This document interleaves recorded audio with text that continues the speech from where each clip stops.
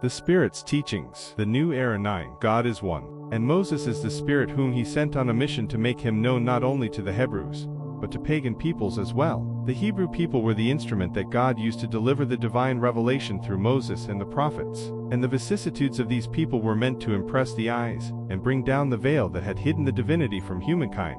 God's commandments given through Moses contain the seed of the broadest Christian morality. However, biblical commentaries have restricted their meaning, because, put into practice in all their purity, they would not have been understood. Nevertheless, the 10 Commandments remained the shining frontispiece, the beacon that should have illumined humankind on the road it was to travel. The morality taught by Moses was appropriate for the state of advancement of the people it was called to regenerate, and these people, semi-primitive with regard to the perfection of their soul, would not have understood that it was possible to worship God by means other than burnt offerings, or that they should forgive an enemy. Their intelligence, noteworthy from the materialistic point of view and even from that of the arts and sciences, was morally quite backward, and they would never have been converted under the rule of an entirely spiritual religion.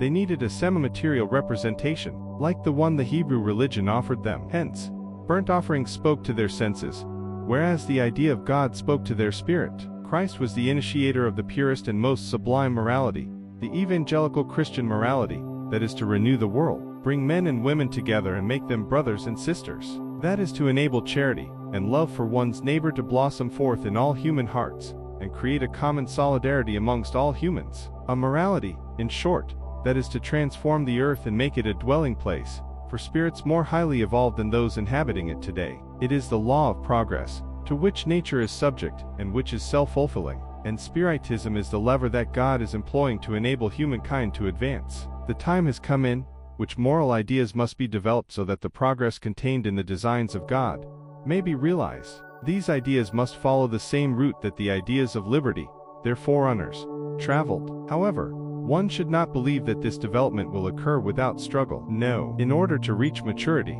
these ideas need to be discussed and argued over so that they may attract the attention of the masses. Once attention is fixed on them, the beauty and sanctity of Christ's morality will touch people's minds, and they will become interested in a science that provides them with the key to the future life and opens to them the doors to eternal happiness. It was Moses who opened the way. Jesus continued the work. Spiritism shall finish it. An Israelite Spirit. Mulhouse. 1861-10. One day, God, out of his inexhaustible charity, allowed humankind to see the truth dissipate the darkness. That day was the advent of Christ. After that living light, the darkness returned. The world, after the alternatives of truth and obscurity, became lost once again. Then, just like the prophets of the Old Testament, the spirits began to speak and to warn you. The world is being shaken on its very foundations. The thunder shall resound. Stand firm. Spiritism is of a divine order since it rests upon the very laws of nature, and you can be certain that everything of a divine order has a great and useful purpose. Your world has lost its way, and science, developing at the cost of moral order, and leading you only to material well-being, has reverted to profiting the spirit of darkness. Christians, you know that the heart and love must walk hand in hand with science. The reign of Christ, alas,